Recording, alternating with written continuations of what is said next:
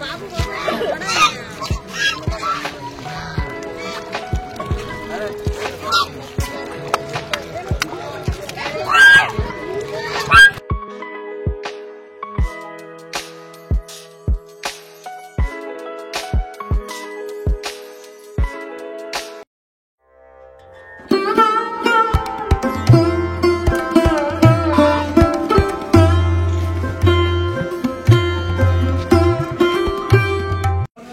শুরু করছি আজকের আমরা চুঁচুড়া থেকে মুর্শিদাবাদ যাব বাসে করে।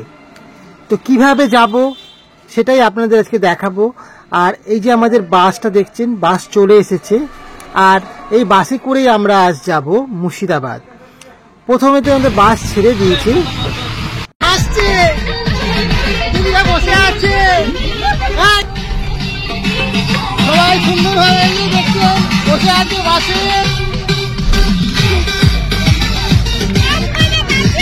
এই তো গাছে আসুন আপনাদের বাইরে, এই দেখুন সবাই শুয়ে রয়েছে এখনো, এই দেখো সবাই বসে আছে। এই বাবা দেখো বসে রয়েছে, শুয়ে পড়েছে তো।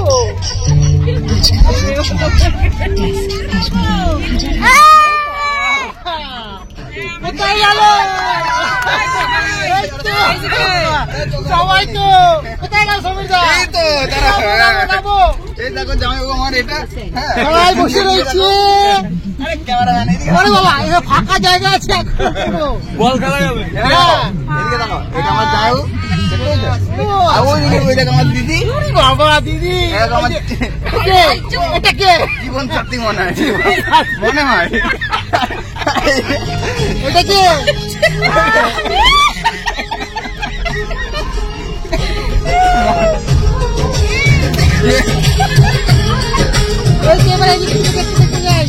সবাই হাই বলো।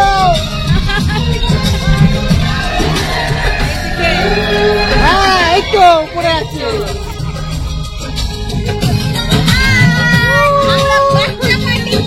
আমাদের দিদিরা সবাই বসে, কেমন লাগছে?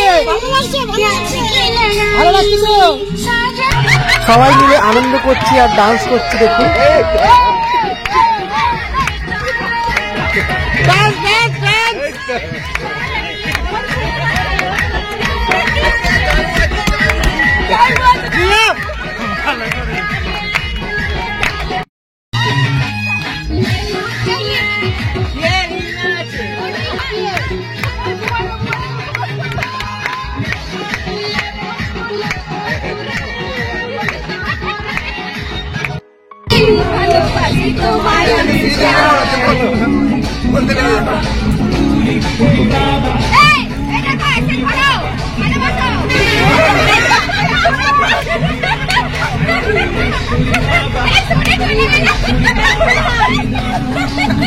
গুড মর্নিং, এখন সকাল 6:30 বাজে।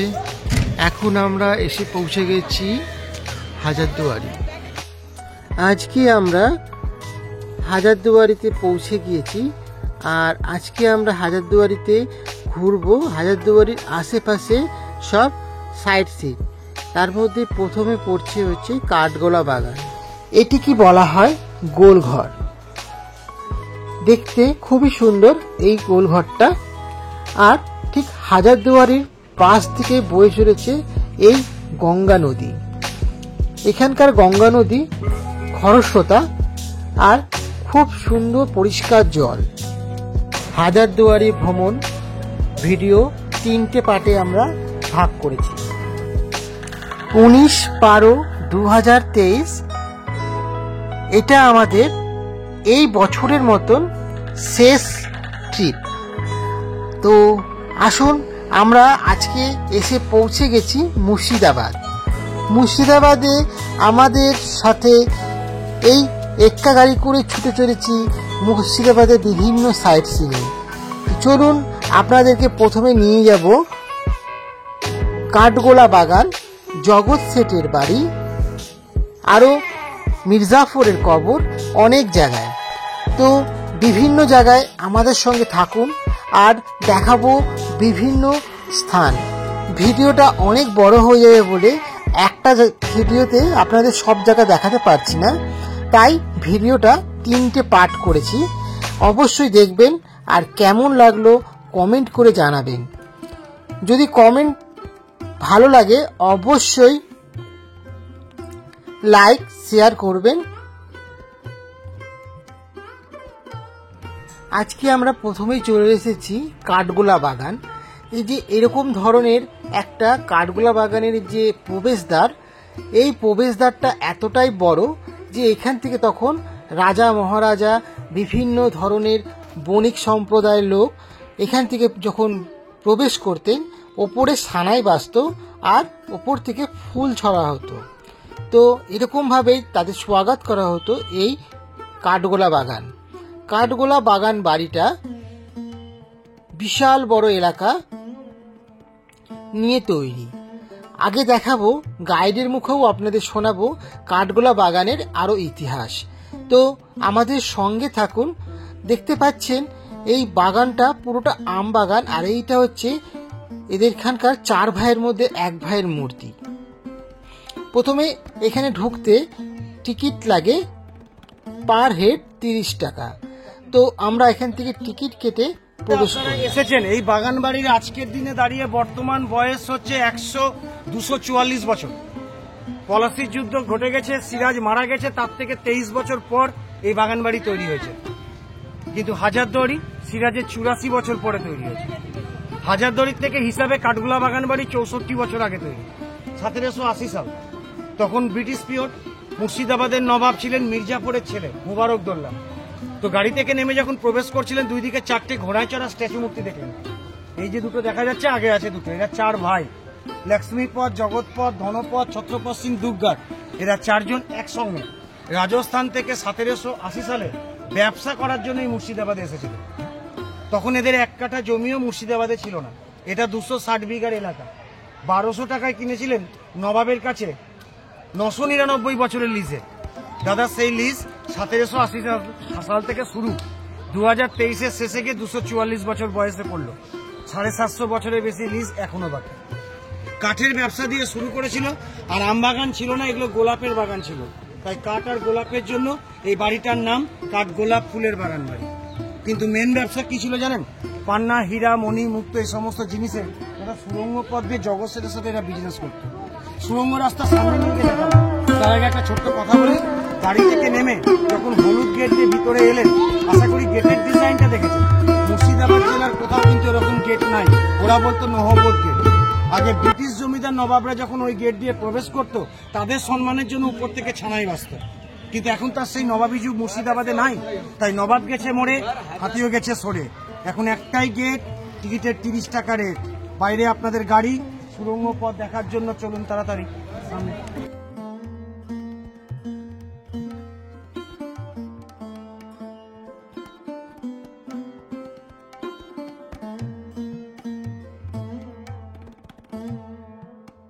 সামনে একটা সিঁড়ি আছে, সিঁড়ির সামনে জল আছে, তাই তো? এই পুরো ডিজাইনটাকে বলা হয় বাউলি। বাউলি মানে মেয়েদের জল নেওয়ার জায়গা। রাজস্থান ঘুরতে গেলে এই ধরনের জায়গা দেখতে পাবেন। অ্যাকচুয়ালি এখানে দাদা ঘরের সংখ্যা 3টে, আপনারা দেখছেন 2টো। গ্রাউন্ড ফ্লোরটা সম্পূর্ণ জলে ডুবে আছে। এই সিঁড়ি কিন্তু নিচে এলো না, নিচে তো জল। 200 বছর আগে ওরা নামতো কি করে? তখন জল ছিল। সেকেন্ড ফ্লোরের পিছন দিকে একটা ইঁদারা মতো আছে, বুঝতে পারছেন? সেকেন্ড ফ্লোরের পিছন দিকে মানে মেয়েরা আসতো, সিঁড়ি দিয়ে নামতো, সেকেন্ড ফ্লোরে বসতো, পিছনের কুয়ো থেকে জল নিত। রাস্তা দিয়ে কারা হাঁটতো? জমিদার ইংরেজরা।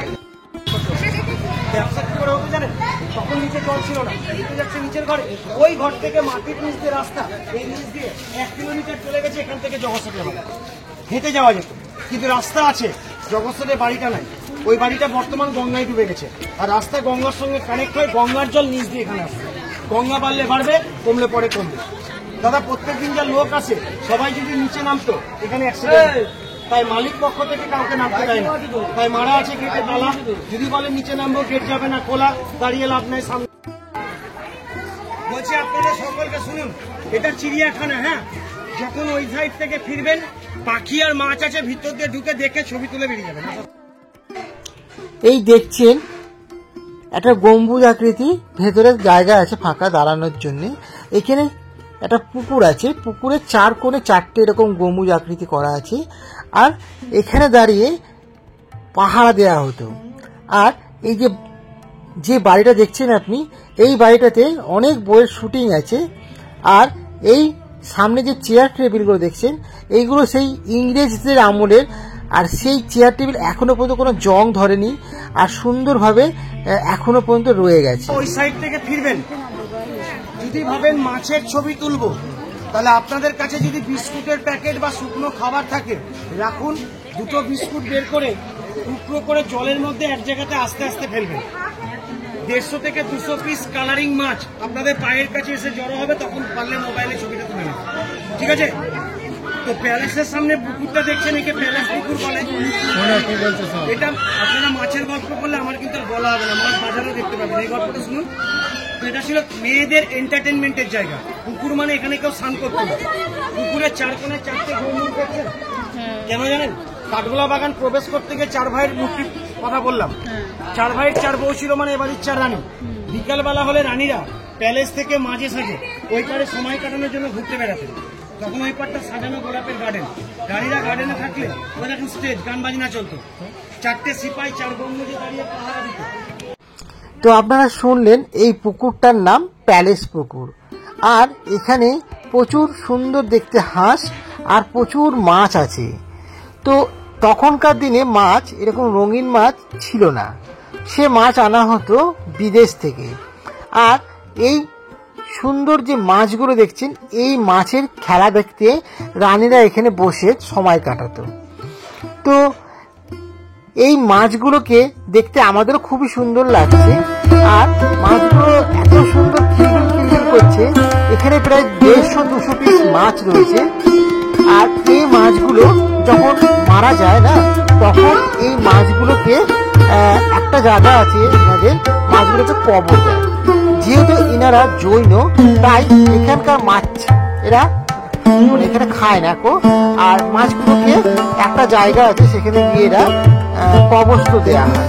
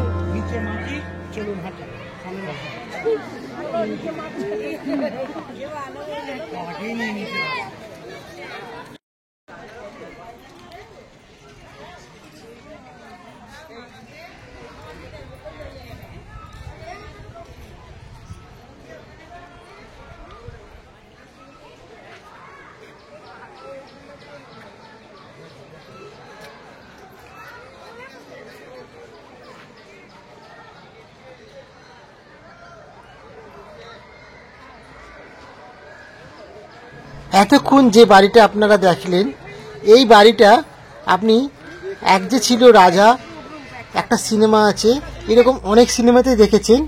আর এরকম অনেক বাংলা সিরিয়ালেও আপনি এই বাড়িটা দেখতে পেয়েছেন। এইবারে আমরা প্রবেশ করব এই বাড়িটির দোতলায়। দেখছেন এই ভেতরটাতে ছবি তোলা নিষেধ, তবুও খানিকটা ছবি তুলেছি, বেশি করেনি, একটুখানি ছবি তুলেছি। তা আপনারা দেখুন। আর এখানে আসুন, এখানে এন্ট্রি হচ্ছে পার পার্সন 20 টাকা। ভেতরের কোনো জিনিসের ছবি তোলা নিষেধ। আর আপনি ছাদের যে এই বাড়িটার যে ছাদ আছে, সে ছাদে গিয়ে আপনি ছবি তুলতে পারবেন, এইটাতে পারমিশন দেওয়া আছে। আর এই বাড়িটার যে ব্যালকনি আছে, সেখানেও আপনি ছবি তুলতে পারবেন। কিন্তু রুমের কোনো ডেকোরেশনের মধ্যে খাট, বিছানা, পালঙ্ক এসবে অনেক জিনিস, রাজাদের জিনিসপত্র আছে, সেসবে ছবি তুলতে পারবেন না। তো আমরাও তুলিনি। আমরা সিঁড়ি করে যে উঠছি, দেখছেন এই সিঁড়িটা পুরো কাঠের তৈরি, আর সিঁড়িতে উঠতেও সুন্দর সুন্দর এরকম মিনার আছে, আর এই মিনারগুলো এত সুন্দর দেখতে লাগছে। আর এই কাঁচের দেখুন, আগেকার দিনে যে কাঁচের জানলা দিয়ে রোদ্দুরটা ঢুকছে, কি সুন্দর দেখতে লাগছে। আর আগেকার দিনের একটা ঘড়িও এই মিউজিয়ামের মতন যে জায়গাটা আছে, এখানে দেখুন ঘড়িটা কত সুন্দর দেখতে লাগছে, তাই একটু ছবি তুললাম। খুবই সুন্দর ঘড়িটা দেখতে। আর এই ছাদেরটা যে ছাদটাতে আপনারা ছবি তুলতে পারেন। জৈন পরিবারের বাড়ি, এখানে ছাদের উপরে আমরা দেখতে পাচ্ছেন, আমরা যে ছবিটা তুলছি এটা পুরো একটা জৈন পরিবারের বাড়িতে ছাদের উপরে ছবিটা তুলছি। তো ক্যামেরা তো সব জায়গায় অ্যালাউ নেই, তো আমরা এখন জাস্ট ছাদের উপর ক্যামেরা অ্যালাউ আছে, তাই আপনাদের ছাদের উপরে ছবিটা, দৃশ্যটা দেখাচ্ছি। আপনারা আসুন, এখানে ভিজিট করুন, আপনাদের ভালো লাগবে। অবশ্যই আমার চ্যানেলকে সাবস্ক্রাইব করুন, লাইক করুন, কমেন্ট করুন, শেয়ার করুন। ভালো লাগলে অবশ্যই আমার চ্যানেলকে সাবস্ক্রাইব করুন।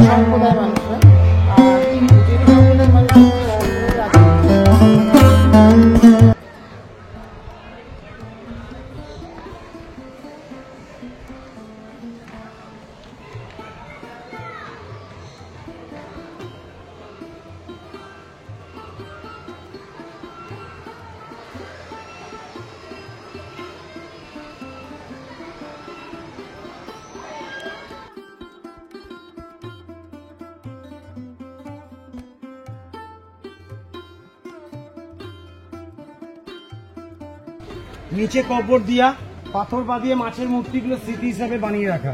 কিন্তু বাস্তব কথাটা চিন্তা করবেন, কাঠগোলা বাগান বাড়ির 260 বিঘার এরিয়াতে 5খানা পুকুর আছে। একটা দেখলেন, 5টা পুকুরে মাছ। সারা বছর তো মাছ এমনি প্রচুর মারা যায়, তো দাদা একটা মাছের আর কত দাম হতে কথা আপনাদেরকে বলি, তাহলে কাঠগোলা বাগানটা বুঝতে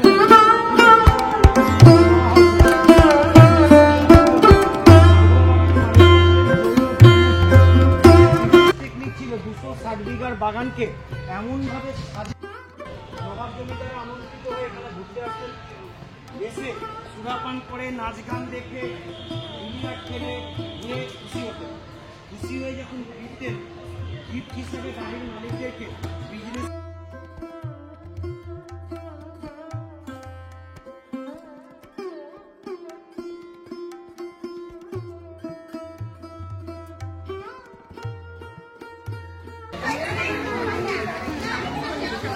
বলি।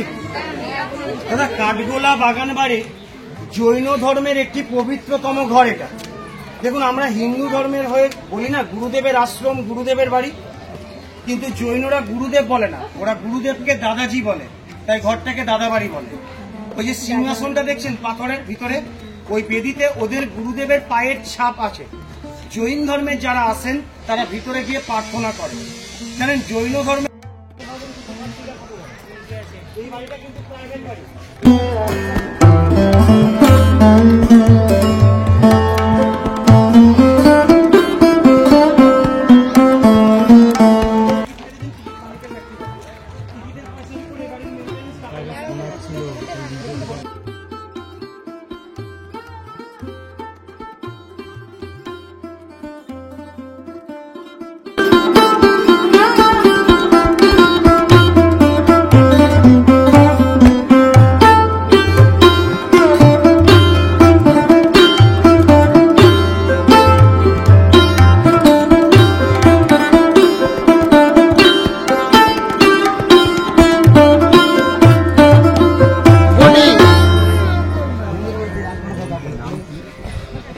কোটিং কত গো? 25 টাকা পার হেড।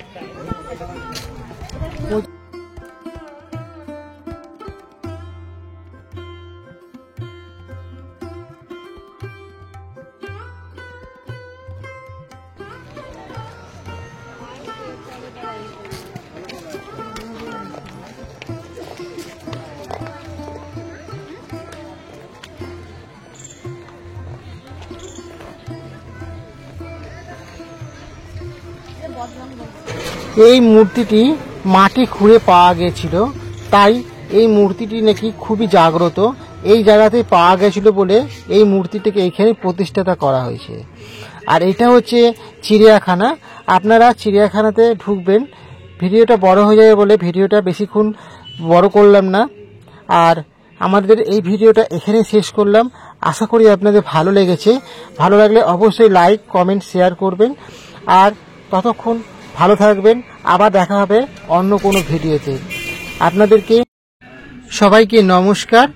ভালো থাকবেন, সুস্থ থাকবেন।